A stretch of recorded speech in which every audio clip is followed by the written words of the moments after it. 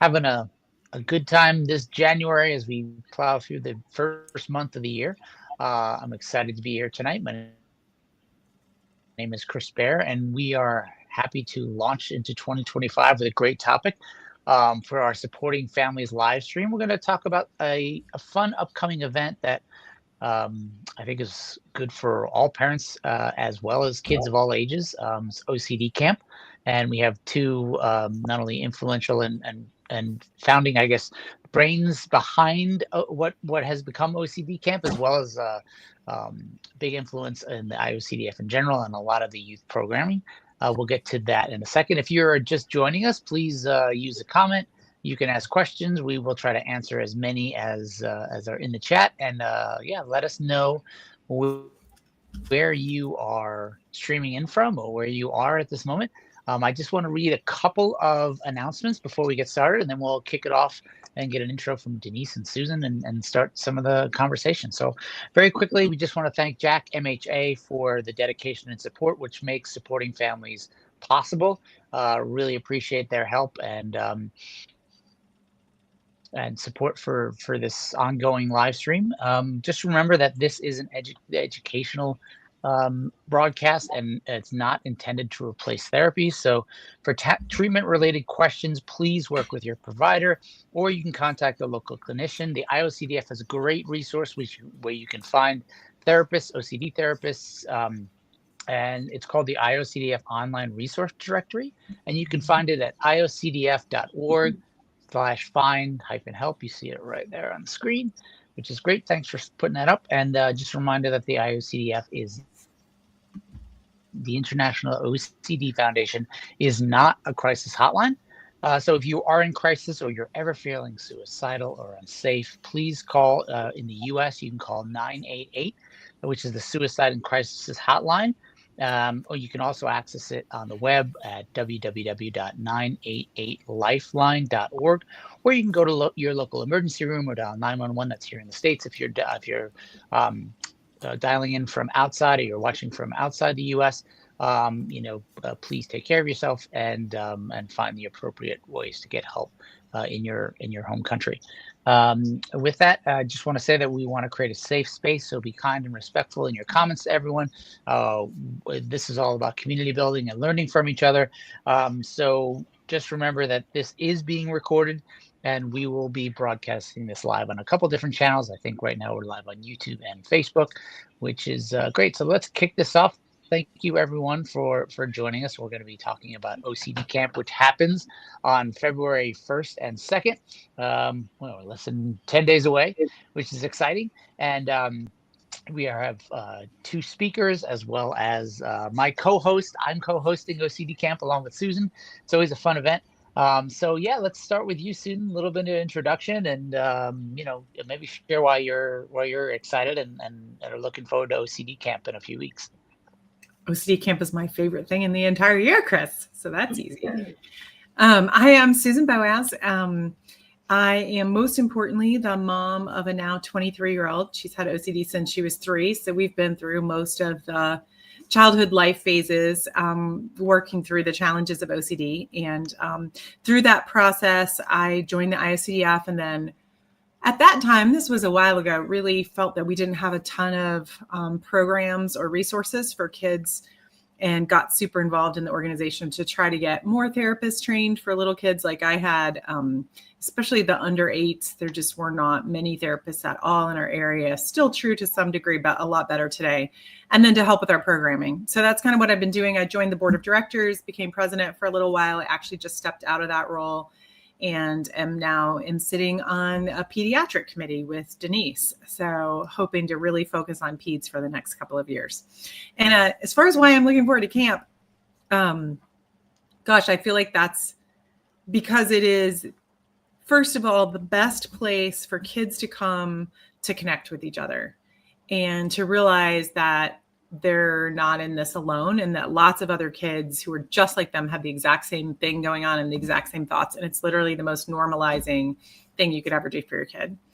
And then secondly, because the part that I really sit in on most of the time is for parents who are trying to learn new skills or are just trying to meet other parents who are going through the same thing, whatever that might be. We do a really exciting parent track, and that's where I spend a lot of my time, and I just absolutely love it. They're meeting all the parents that are going through the same thing we went through 20 years ago, 15 years ago, 12 years ago.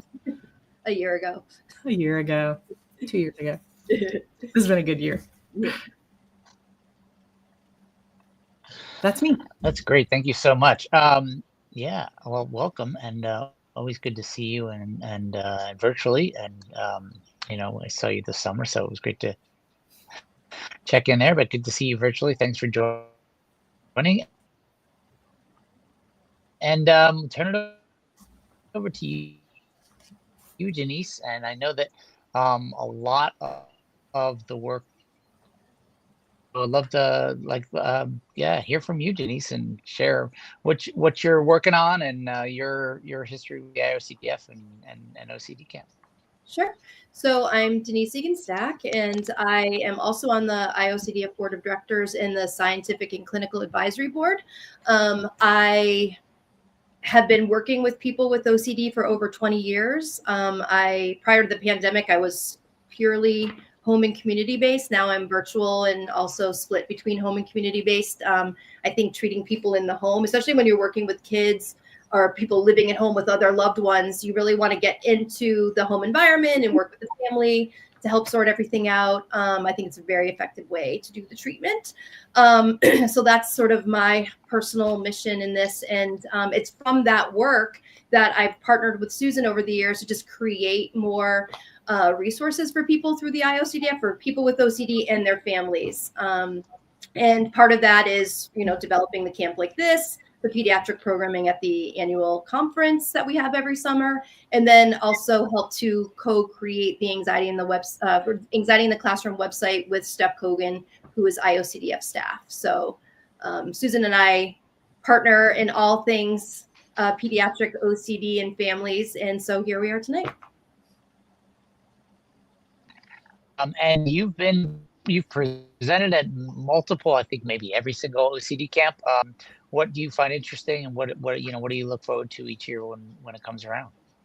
Right. So I get the most excited, like Susan. I get the most excited about the opportunity to build community through my work and advocacy. Just hear time and time again how living with OCD or loving someone living with the OCD is very isolating. People feel very alone, and that programs like the camp help people feel more hopeful and like they have community. So I just think every year we get really excited about this current cohort of conference attendees and what it's going to feel like for them to be a part of the amazing IOCDF community. So we love to feel that in the moment, and we like to be able to spearhead that and facilitate that. And then people walk away feeling like energized and hopeful and like they're a part of something bigger. I think both of you kind of just touched on what is really unique about this event. If you're watching us right now, this is not a 2-day event where you are just going to be talked at the whole time and you're just going to need a pad and pencil and getting information. There's a lot of information that will be given to you, but it's a community. It's a lot of conversation. It's back and forth. It's a dialogue. There's a chance for Q&As.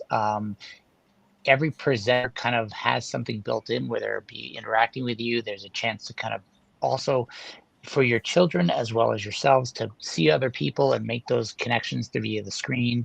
And that community building is huge. So both of you mentioned, your experiences starting with kind of younger kids.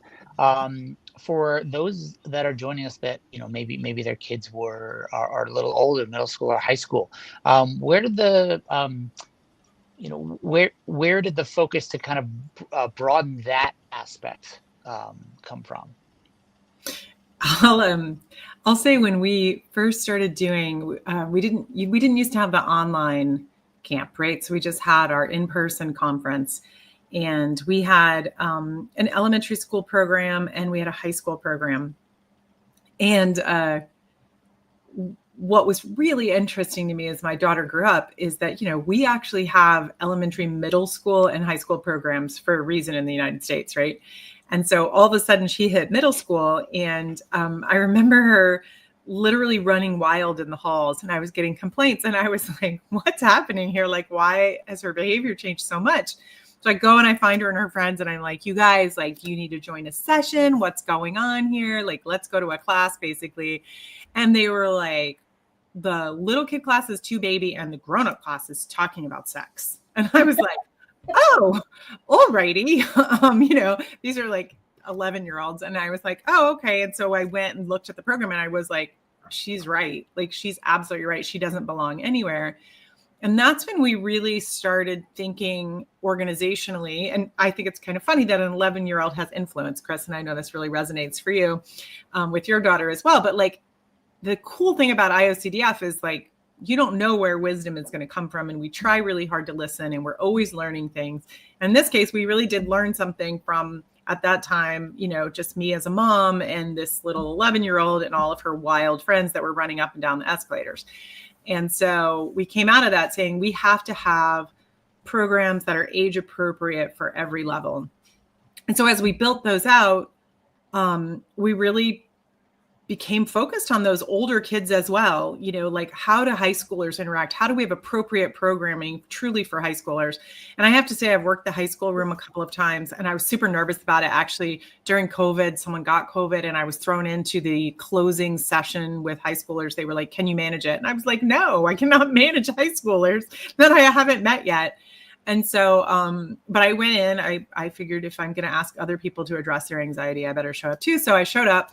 They were the loveliest, most authentic, open-hearted young people I'd ever met in my life. And they were talking about really vulnerable, hard things that most adults would struggle to talk about. They were supporting each other.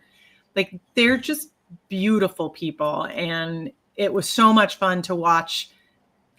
And it was, in fact, another moment, Chris, where we really sort of learned from them, because what they said at the end, I was like, well, hey, do you guys have any advice for us? Like, how could we make this program better? And they said, well, we've learned so much. We wish our parents were learning the same thing. We feel like we're going to go home and our parents aren't going to know the same things that we know now. And that's really kind of driven Denise and I to think about, like, okay, that's such a great point. How do we make sure on this online track that we have a great parent track where those parents, those of you that will join us, will learn as much as your kids are, or even more, and that we're all kind of keeping up and making sure this is a family deal. Denise, I don't know if you have other thoughts about that. Actually, I was wondering, I was going to ask Denise, kind of pick up. So we have elementary, middle school, and high school. For those listening, what might be the different focus areas that those different age groups might learn about?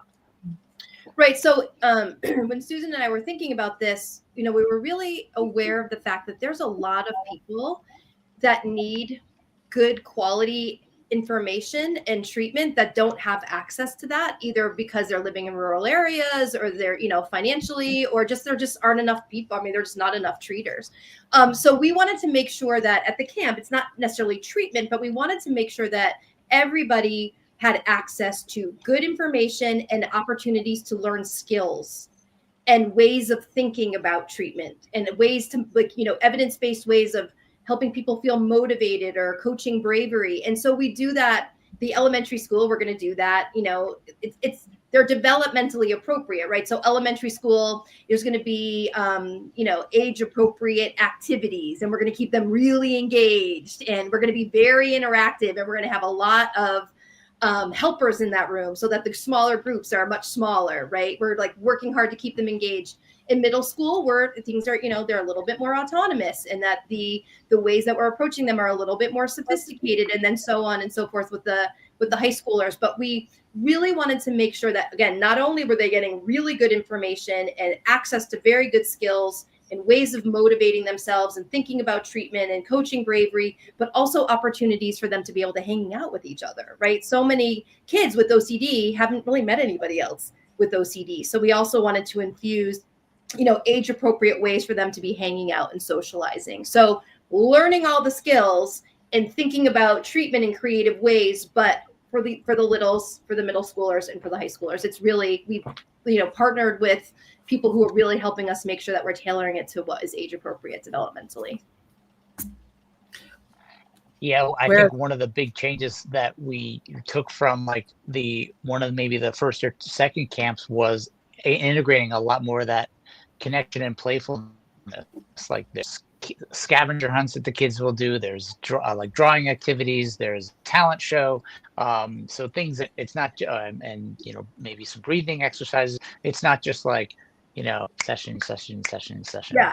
No, when we are looking at the proposals, we are not accepting anything that is like PowerPoint presentation. It's every single one has to have experiential learning, interesting, fun, educational activities that will hold the kids' attention. And then in, movement breaks and activities, fun activities that have nothing to do with learning about skills. And honestly, like this is a program that was born out of COVID, right? Like we weren't going to be able to have the kids programming at the annual conference, and we didn't want to lose that. And so we created this online conference, and we're like, how is this going to go? Like, can we really create community? Can we really get that feeling of inspiration and motivation and hopefulness through Zoom? And the answer is yes, we can, because we have an amazing staff that have put that together for us. And we've learned year over year, like you said, Chris, like we've just gotten better and better and better at it over the course of the last 4 or 5 years. And so I was worried, but the staff pulled it off as they always do. And then every year it just reinforced that this is just an amazing conference. And even though we can all go back to in-person things, we just don't want to give this up. And it's a great volunteer experience too. Like we have some of the most amazing volunteers that show up for this. I think we have over 100 volunteers that work our kids camp. We were just talking to Emilio, who's running this live stream in the background, and he was like, I'm volunteering at the kids camp. And then he was like, and my mom's volunteering. It's just so, it's just so much fun. It's fun. It is empowering. It makes you want to be more courageous in your own life, to watch and listen to the little kids. And so we couldn't do it without the amazing volunteers that we have. And I think it gives back to most of us as much as we're giving to IOCDF and to the kids. So that's kind of cool. Right. I think some of those volunteers were like campers at one point too, because I know there's always one or two people at the end are saying like, can I volunteer? I'd love to help. And that's another way to grow and get involved, which advocacy is a huge part. So one of the things I think that we have noticed, I don't think this will be a surprise when I say that like a lot of the attendees for the camp tend to be either families or kids that might be recently diagnosed. It can be a good introduction to OCD. So when we talk about, let's just focus a question on parents.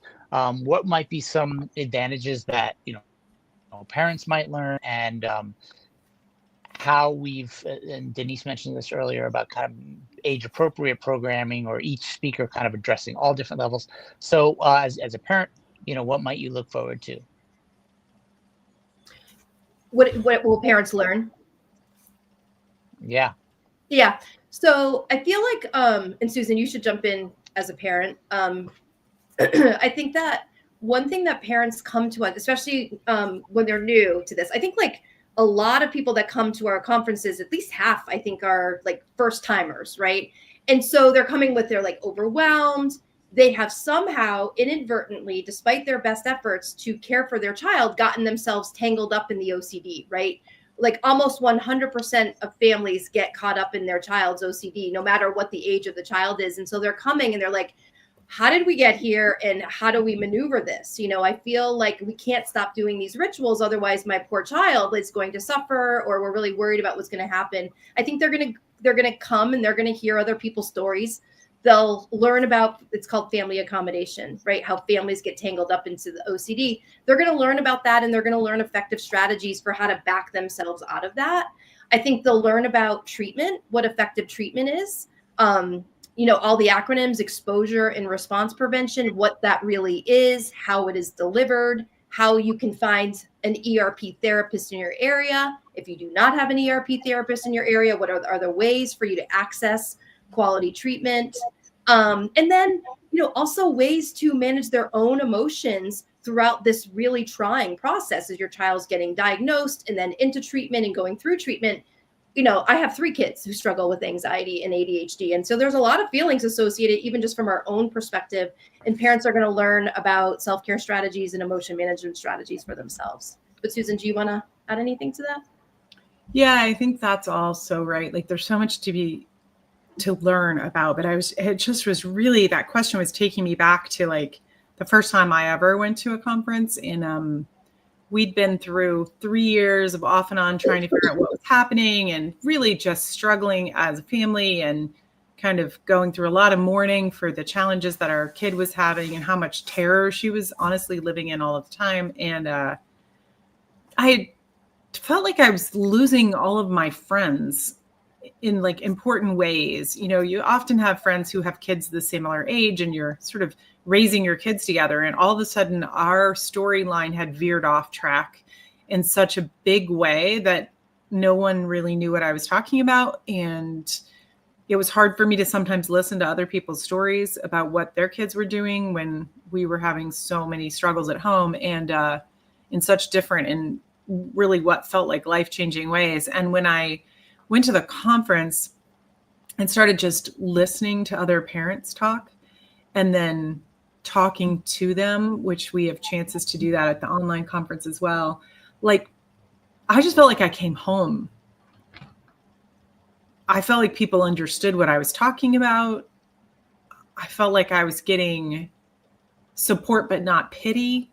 It was very practical parenting. We were all trying to figure out something new. We were all freaking out and yet also like in the same place because we were determined. We were there, right? Like I kind of kid about this sometimes, but like if you're showing up to this live stream or to our kids online camp or in person, like you're one in a million. Like you've already like knocked the parenting ball out of the park by just figuring out your child has OCD and trying to be here to learn more about it. And so that's really what I got, even more than what I learned at that particular conference. I still had so much to learn, but I wasn't alone anymore. And in fact, some of those women in particular that I made friends with at that conference are still some of my best friends. You know, our kids are all in their mid-20s. One's daughter is off riding camels in the Middle East and France and like doing all kinds of amazing things. And so you sort of learn along the way what amazing hope there is for the kids too. And so that's the other thing you get is like you get to come and you get to meet other people and then you get to all share your successes and your failures. And it's just so, I don't know. Those are some of my favorite people. Great moments, no doubt. And you know, you're giving the things that we have learned. Part of the reason that we are here volunteering and co-hosting and is because we've learned so much and we've all been in that place where we need the help and then we get to where we're able to give that help, and it's just a wonderful feeling. I want to turn to a question. Thanks, Wiley, folks coming in from Tampa, Virginia. Get a question from here about well, this is a good one. How can a parent, you know, maybe some strategies where you might be able to help convince a parent can convince a reluctant teen to attend OCD camp. Yeah, I think, Denise, I'll start with you. Okay. I think one of the things is you could try is just to say, like, all you have to do is show up, right? You don't have to participate. We don't require people to turn their cameras on if they don't want to. People do not need to participate. Really just kind of be an observer and see what it's all about. Because there's lots to learn. There's a vibe that you're going to feel. And it may be that that's just showing up for the first couple sessions and feeling what it feels like is a good first step. You know, showing up with the camera off and just observing, good first step. We don't have to make them or ask them to commit to the entire thing in body, mind, and spirit. It's just like, just show up and let's see. And then let the program do the rest. So I would add to that. Easy bar of entry.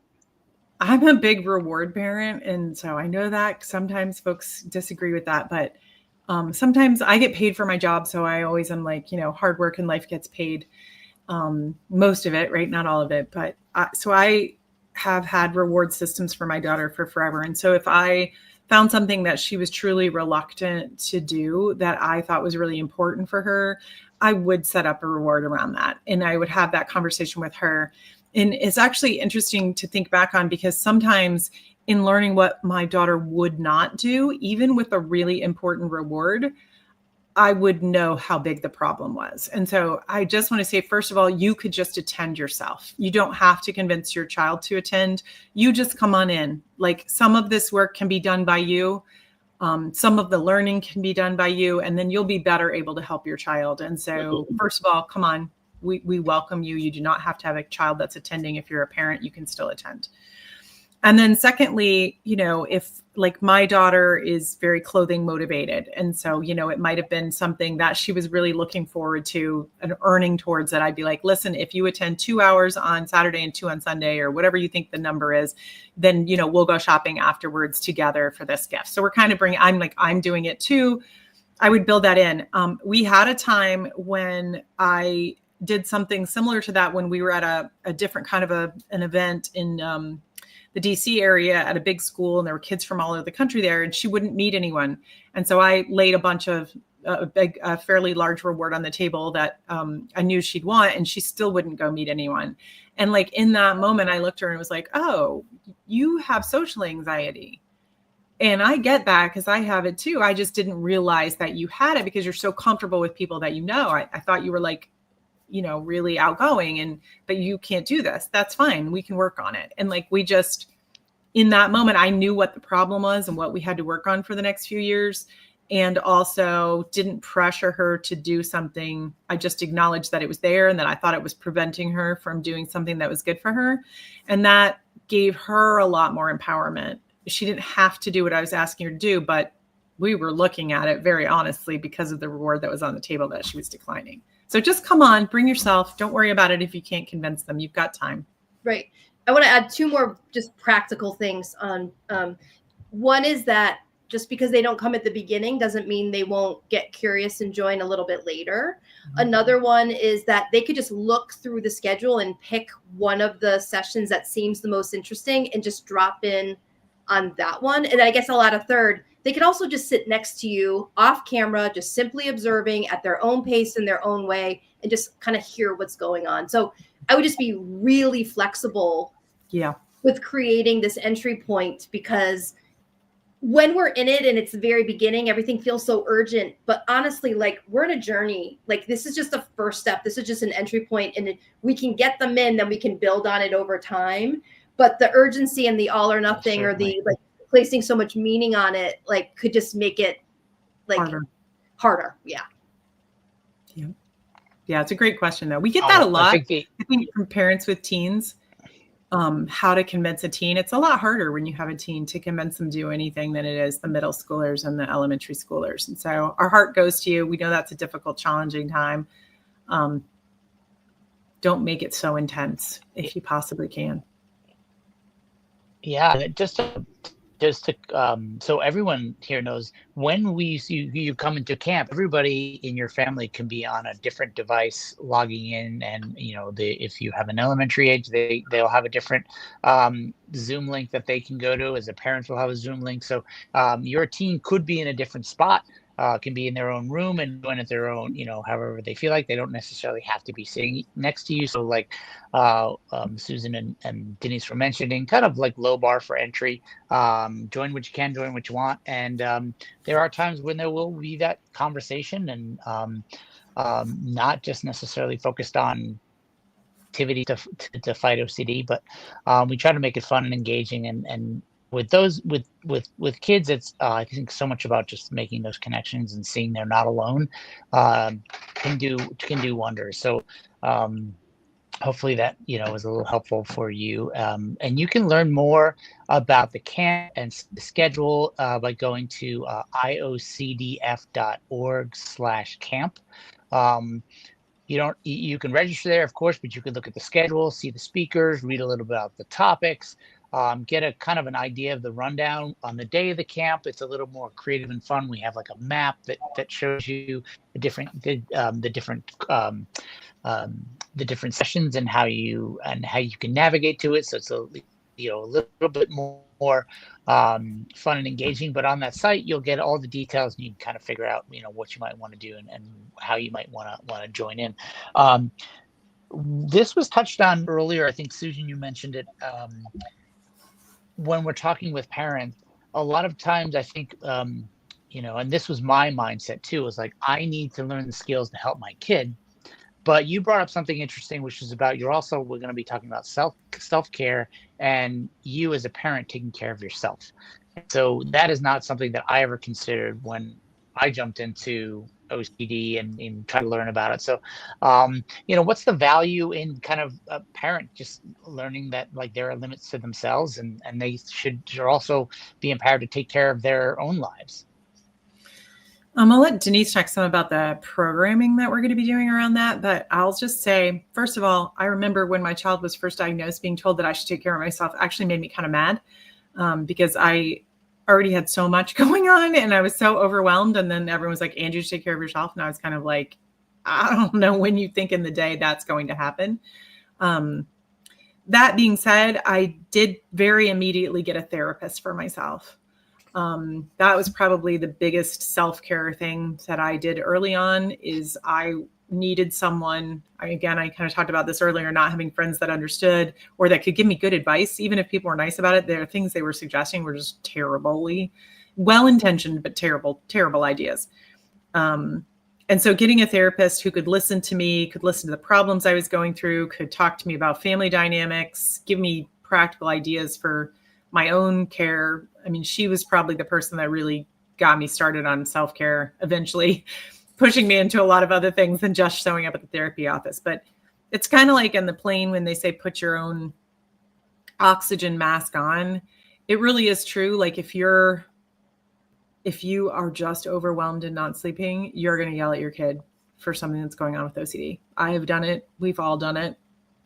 But if you can find your own best self with some breaks here and there, you'll be able to help your kid that much more.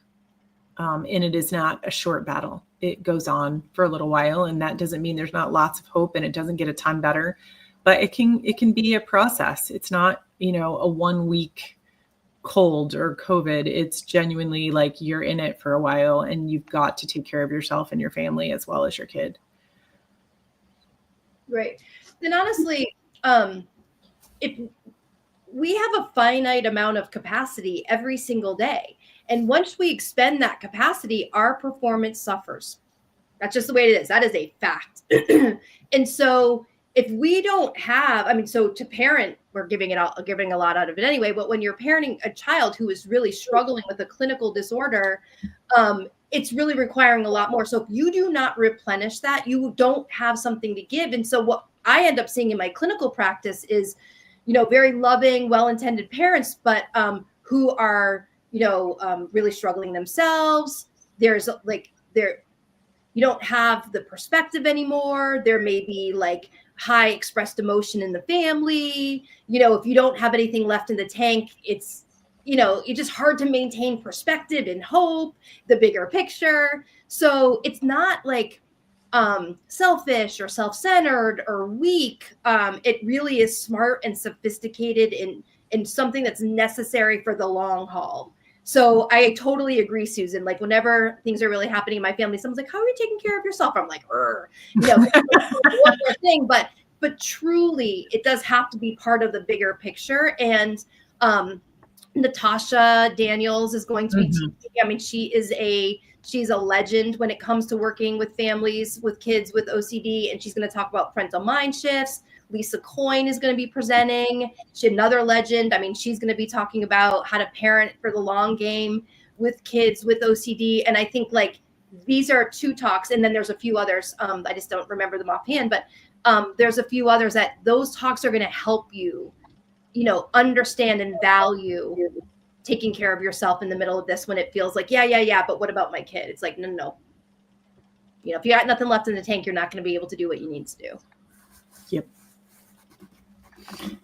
Absolutely. I just there was a comment, Wendy, about from Wendy McMahon about young adults, and there isn't young adults and the college age is not a topic for OCD camp. However, there is a great young adult group that we can join, and maybe we can pop a instructions on how Wendy might be able to help her college age child access to the young adults. Actually, our stream in December, if you want to go back on the IOCDF's live stream from our December broadcast of supporting families, we talked with the 4 of the young adult leaders so you can get a little bit of feedback there.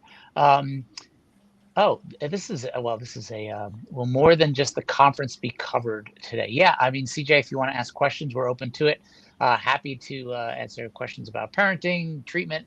Some of the topics that are going to be covered at the camp, which we can also talk about here, are advancements in OCD treatment, managing comorbid conditions, which I think is a topic that comes up more and more as we run this camp. Navigating relapses, what happens when OCD seems to be fine and you seem to have control of it and maybe a new issue pops up. How do you handle that? Coping mechanisms, we just talked about self-care.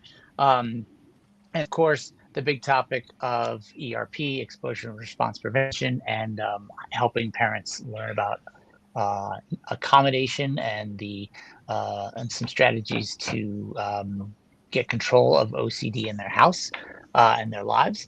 So there's a lot of great topics that will be discussed, a lot of great speakers. It's 2 days, but not just there is some fun activities for all throughout, and Q&As, chances for all the parents to meet all the therapists as well. There's a question about the Chicago conference, which is an in-person conference. Susan, do you have details on that, when that happens and how they can sign up for that? I think it's iocdf.org/conferences, and I will ask Emilio if you can add that link in the background. That registration has not been published yet. That'll be launched probably in the March timeframe for signing up for it. But actually, they've been reviewing and asking for submissions for that already. So it's well in the planning stages. And if you follow our conference page, that's where all of that information is. And I did want to add for Wendy, there's like a monthly live stream on Instagram, I believe, for young adults, and they do a phenomenal job. They do evening game night. They do talk about OCD nights. They're a really active group, that young adult group, which means college age through around 25, 20, 26 years old. So all of those earlier stages of being an adult. And so absolutely have your young adult join that. They'll love it there. It's very, very active. Right. And in the in-person conference that we have every summer, we have a young adult. There's a lot of programming for the young adults. So not necessarily in the OCD camp for kids, but there's other programming, like Susan said. It's a very active SIG, very, very active. Yeah. Very sophisticated. Yeah. Great energetic group, and good, and the same, I think, barrier for entry is there. Just sign up. There's no pressure to turn on the camera, join for the whole time, join for part of it, get used to it, which is actually, if you watched the live stream we did last month, I believe one of the leaders now, that was her story. It was like, I didn't even want to join. I just joined with my camera off, and now I'm got the courage to lead it. So you never know what can happen. Let's go to a topic which will be touched at camp, but also is always a great a topic when it comes to OCD, because OCD tends to impact school a lot, whether it's the ability to get to school or issues happening within school. So what are some strategies that parents can think about, Denise, with school accommodations and helping their kids with strategies that allow them to attend school? Sure. Emilio, maybe you can also put the link to OCD in the Classroom or Anxiety in the Classroom website that we have as part of iocdf.org. But so kids have rights in the public school system, and if your child is struggling with OCD, they can get what's called a 504 plan, or they might be able to qualify for an IEP, individualized education program, which is special education. But it's the bar is lower, and it's easier and faster to get on a 504 plan, which is an accommodation plan. And so that is really just designed to help your child be able to learn while they're struggling with OCD, right? So it's not a crutch, and they're not cheating, and it's not something that they're probably going to be on for the entire time that they're in public school. It's designed to give your child accommodations in the classroom so that they can learn while they're trying to manage their OCD. So those accommodations will fade out over time, but it might be something like, your child might get extra time on assessments they may not have to write an essay, but they may be able to do like a presentation, an oral presentation if they have OCD related to writing and rewriting. They may be able to do something differently than an art project if they have perfectionism and they have a really hard time, like creating something. They may be able to get preferential seating. They may have their own set of school supplies so that they're not having to touch the community school supplies if they have issues related to contamination. If they have a lot of rituals at home in the morning, they may have some leniency or some flexibility with what time they can come in the morning without having consequences for that. If they have a really hard time with crowds, because of contamination or checking or anything, if it just takes them a little bit longer to get from one classroom to another than in high school, they might be able to leave the class a few minutes before the end of the class. So they're not in the bustling hallway with a bunch of other kids. So if your child is struggling with OCD and it is impacting their school, which happens often, you can work with the school to figure out how the school has a process and they'll qualify for a 504. You can use our website to figure out what some sample accommodations are. If your child's in treatment, then you can use the treater to help you figure out what those accommodations might be. And then that would be a formal part of the plan that goes to all of the teachers. The teachers by law have to follow that. And then it's designed to make things a little bit easier for your kid to learn while they're working on their OCD symptoms. Our accommodations in school were around being able to be late in the morning. That was our biggest hardest time in relation to school, was just simply getting there. A lot of rituals were happening in the morning. And so we came to an agreement because, you can really get penalized if you're late every single day. And so that was one of our accommodations. She had to make up that work, but she did have that accommodation. And then again, when she went to college, she ended up having a number of accommodations through the systems that are offered in those school programs. We tend to talk about that a lot at the conferences. Parents have a lot of questions. And I always kind of laugh because it's this crazy word, accommodation, right? Sometimes it means a good thing and sometimes it means a bad thing. And so we talk about school accommodations, which are a good thing, right? They're things that help our kids get a fair shake in learning and being able to attend school. And we try to reduce those over time as our child becomes more and more capable. And then we talk about accommodations in the family, where we've accommodated. It's really not accommodating the child. It's making accommodations within the home for OCD. So it's basically becoming a partner with OCD. And I have long wished we would find a new word for that on the psychological side of things, because I think it's a real problem for parents to be like, accommodations are great, accommodations are terrible. Which one are we talking about today, right? So school accommodations are real positive things that you want to get for your child if they need it to succeed in school. Family accommodation, something that we really try to reduce so that we can begin to work together as a family against OCD, not the parent being the partner of the OCD and the kid kind of being on their own. And we'll learn a lot about that at this upcoming camp, which, by the way, have we set the dates for that? I'm like thinking in my own head, is that the first weekend of February? That's right, Chris? Yeah. February 1st and 2nd. February 1st and 2nd. Just to add to what was discussed, we found, and this was again through help and working with our therapist, which we were connected through the IOCDF, initially was kind of establishing a relationship with your child's teacher. When my daughter was young, we would write a letter and meet with the teacher and just discuss, not necessarily asking the teacher to be involved or be the therapist or help, but more like the partner to let us know what's happening in class, and then to establish some guidelines. If Vanessa was feeling nervous or scared about something that was being discussed, she had a hand signal, which the teacher knew, okay, Vanessa needed to go outside for a few minutes. If she was feeling really anxious, okay, then she could go sit with the vice principal. Some of those things you just learn about how to navigate the day. And that's, these are things you'll pick up at camp, as well as just talking with your therapist and working with partners, or that you dig into OCD therapy and try new ideas and tactics. You can help and find out what works for you. Thank you for those comments. We're glad you're enjoying the conversation. And Phyllis, I think it's great. Yeah, go ahead. I just want to add one more thing. I just wanted to let our viewer know that there's a whole bunch of best practices, and the website that we have for anxiety in schools is like very deep, and it's very rich, and you'll find all sorts of information there. So we're giving you our 10-cent tour right now, but we've spent years developing this website, and I think you'll find tons and tons of information there. So just wanted to make sure, and maybe Emilio, if you could put that in the chat, that would be great. Okay, sorry. Yeah, so it's like lots to dig into on just the IOCDF site in general and how it's expanded. And Phyllis, I think it's great that recognizing that as the years have gone on by, more and more resources have come out, and how the idea of treating mental health has changed, and just parental involvement.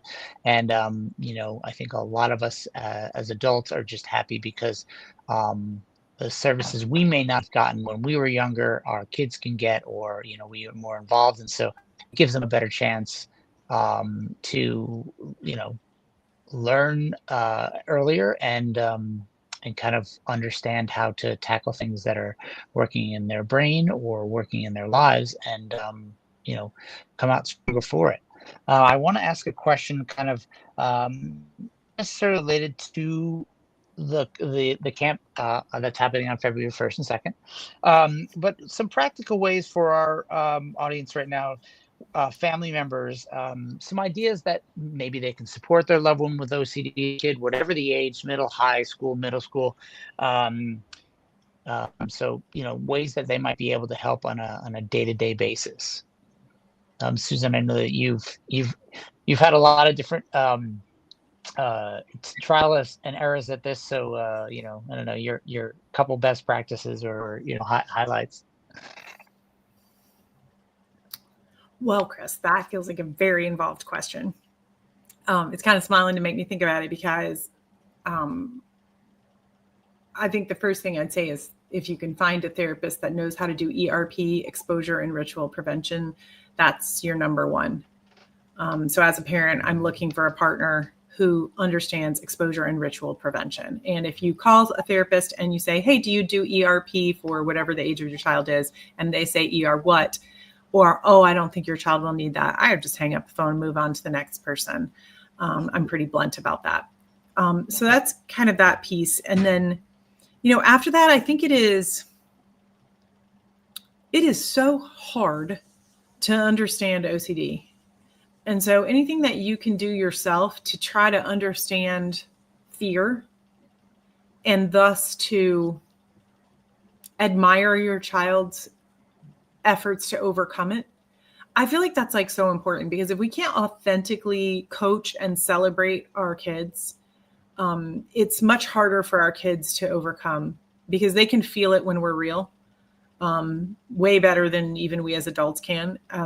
And so anything you can do to try to figure out how much courage it is taking your child to succeed, you will help your child succeed. And the analogy I like to use for folks is, imagine I told you that we are going to go skydiving. I don't know if you're scared of skydiving or not scared of skydiving, whatever it may be. This is going to be your first time. We hop on the plane, we go up in the air. You think you're going to get a lesson. No, instead the doors opened, they hand you the pack, and they say you have 5 seconds and give you a shove. That is what it feels like to have OCD living daily life.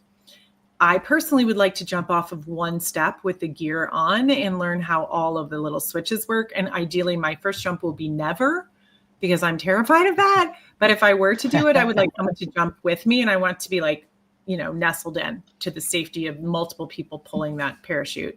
And so that's what I feel like our kids are doing every day, is they're jumping without the parachute. And it's our job to find the parachute and celebrate when they jump, and help teach them how to jump off a wall first, so it's not so terrifying. That's my biggest piece of advice that I can do in like the time that we have here. And then what I will say is that at camp, we are going to talk about the steps. And I think Denise is really the right person to talk about this, but we're going to listen to therapists talk about the steps that are involved in OCD treatment and how we can tailor those to age appropriate ways with all of our different kids. I'll chime in a couple ways to help for parents to support their kids. Again, in addition to what Susan said, I think just really accepting the fact that your child's behavior comes from a place of pain, right? Sometimes when someone's in pain, they can act all sorts of different ways. And it might be like, you don't care, or what, you're causing trouble, or you're making me anxious. I don't know, whatever. But it comes from a place of pain, and to always be remembering that. Because I think if we remember it comes from a place of pain, we'll be like, our interventions will be better suited for what's actually happening. Sometimes it's hard to remember that. Number one. Number two, I think the relationship you have with your child is key. I mean, it's primary above everything. And to make sure that you are connecting with them, and there's positive moments throughout the day, and that you're understanding them as some, bigger and beyond their OCD. I mean, they're, connect with them on a different level. I think that that's really important, because when you have a strong relationship with your kid, and I know it's not always easy to do, trust me, I got 3, but when you have a strong relationship with your kid, then you can use that as a little bit of an intervention to try to get kids to kind of do things that they don't really want to do. And I think the third one is to model the kind of behavior that you really want to see in your kids. I mean, kids aren't just listening to what we say, they're watching what we do, no matter what the age. And so our own behavior is a very powerful intervention. So if we want our children to be courageous and brave, like, we need to model that. When we want our kids to be, willing to talk about how we feel, we have to model that. We want our kids to celebrate the small successes so they stay motivated. We have to model that. So we have to walk the walk as well. And I think that those are 3 things that we don't always think about when we're thinking about our kids getting better from OCD, which is ERP, ERP, ERP. We ourselves and our relationship with our kids are like really powerful interventions. And that's what we have control over, right? We don't have control over what our kid does, but we do have control over what we do. And what we do will have an impact on whether or not we can get them to move in the ways that we want them to move. I'm sorry about my connection issues. I don't know if the cold weather on the East Coast is causing Wi-Fi to go slower, but I don't know. We'll see. And just to piggyback on those 2 fantastic answers, we just learned over time, our family, that if we got the whole family involved and figured out how we could all play a part in therapy, it kind of helped move things along. And then, I think hard-won lessons for my wife and I was just our role. Like, we didn't have the power to make our daughter better, but we had the power to help her advocate, be a cheerleader, find the right help and support, and get the, and handle relationships in school, like I talked about earlier with teachers. So there are roles that you learn to play, and this reinforcing something that we've talked about here and there over the last hour, which is it does take time, and you will have a lot of trial and error, and it's learning those skills and stick with it. But supporting your child, you're there, and that's wonderful. We got a few more minutes. Let me see if there's any other questions. If not, I will. I'm gonna ask one more question. So we touched on exposure and response prevention therapy, and we talked about a bit about OCD's impact on daily life. Let's talk a little bit about how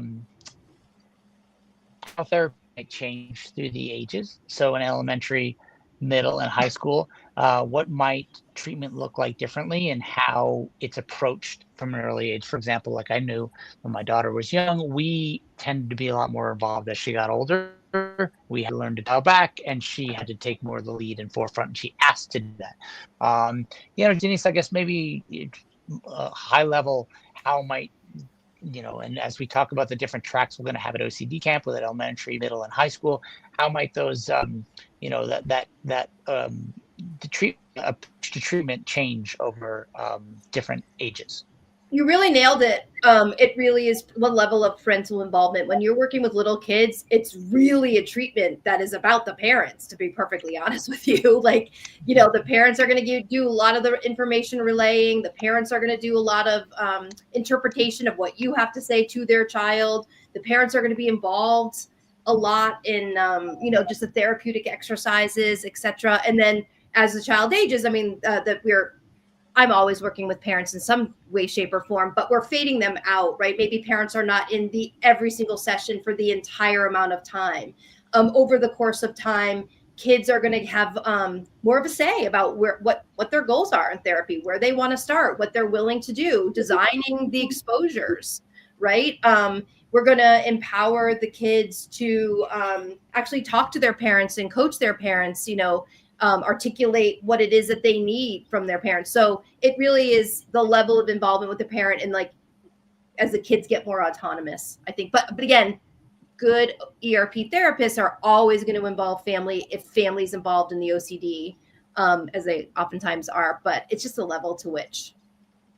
And with teenagers, they're like in charge. Where do you want to start? How do you want to do it? I'm your consultant. You're going to get much more buy-in that way. But I think the older kids appreciate that, because they kind of felt like people have been nagging them about this for so long. For them to kind of have a say, you get greater buy-in, and then they're more willing to do the things. And the other thing is, like, as kids get older, they have a greater and greater sense of like what kind of life they're trying to build, and like their value system and how their values can guide their behavior versus their emotional experience guiding their behavior. And I think that's also a very powerful thing that you can infuse into treatment as the kids are getting older. Mm-hmm. I just wanted to give a shout out to Phyllis in the chat, who was sort of talking about what happened as she was disclosing to parents, and that it was different in different times, and it's still hard for some kids. Like, there's still lots of stigma about mental health, and we're getting a lot better, but it can be challenging to tell people what you're thinking, and it's thoughts that other people aren't thinking. And so I'm just glad you're here, and that you're now changing things by showing up, and you're probably don't even know how many things you're changing for other people by just expressing what it was like for you. And so just a big shout out to you, and a huge mom hug coming your way. Good for you for figuring it out and being your own best parent. So thanks for doing that for yourself. Absolutely. One of the benefits, I think, of joining a community event that the IOCDF has is that it is that safe space. One of the things that our family story is, we knew my daughter needed help, and then my wife and I quickly knew we needed help. And so we started a group that I'm in Brooklyn, New York. We started a group, and we would meet once a month. And that was helpful because, like Susan and Denise mentioned earlier, there's just things you can't talk about with your friends or your family. They don't understand, but you can get together and laugh and cry and share stories and tips with folks who are going through a similar thing. And that type of community, I think you will find from minute 3 at OCD Camp or any IOCDF in person or live event. It's just, a community that's here to help and welcoming.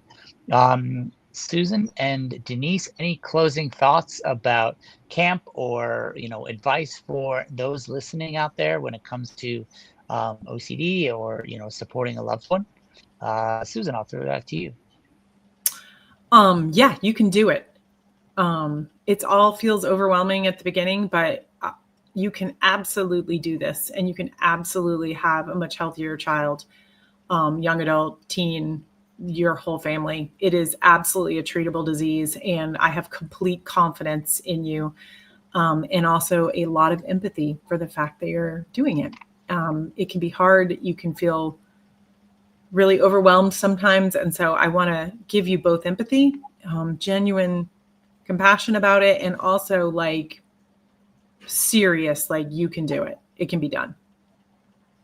Serious hope. Yeah. And every little bit matters. Forward is forward.